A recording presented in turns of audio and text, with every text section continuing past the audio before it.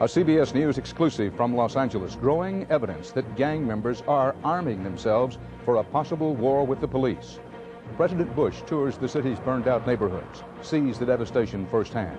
And Eye on America, an illness that strikes 1 out of 6 children, and serious questions about the test commonly used to detect it. This is the CBS Evening News.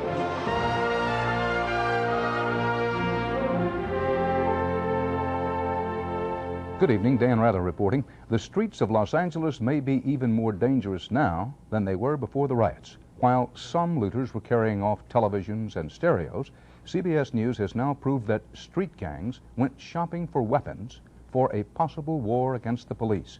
Ron Allen has been investigating. They're known as the Crips gang members. We're checking ourselves, getting together so we can be stronger, so we won't let the police come in our communities and shoot us up. They are armed with 9mm, AK-47 weapons, and they have brought 9,000 rounds of ammo. You got any guns? No. Their main mission is to commit a 187 on any peace officer. Los Angeles police under siege by gang members who looted and purchased huge caches of weapons and ammo during the riots. Those gang members have launched a war on us, and that appalls me that we let that happen. Nearly 1,000 guns were taken from just one Western surplus store, and thousands more high-powered weapons were looted across L.A. How many guns did you lose? Plus 300. 300 plus guns?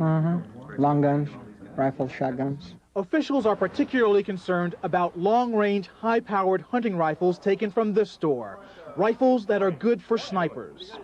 And CBS News has learned gang members went to gun stores as far away as Bakersfield and Fresno and bought 7,000 rounds of ammo for military-style weapons. Police are so concerned about the threat, they've set up a new intelligence command center here at headquarters. Already, sources say, there have been 3 assassination attempts against LAPD cops during the past 7 days.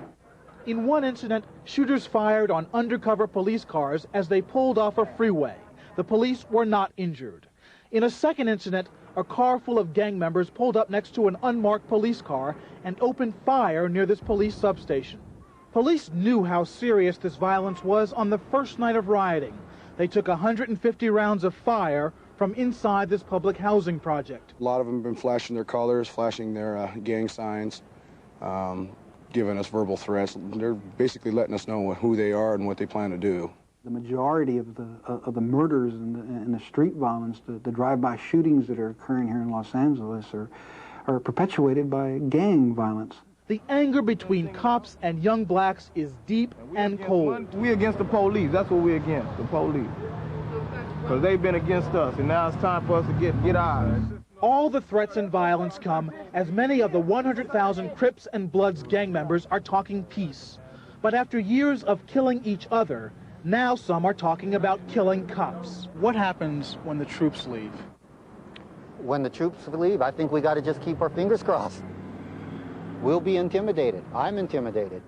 When asked if the department had a plan to deal with this new level of violence, one investigator said there is no plan, and we're in disarray. Ron Allen, CBS News, Los Angeles. President Bush took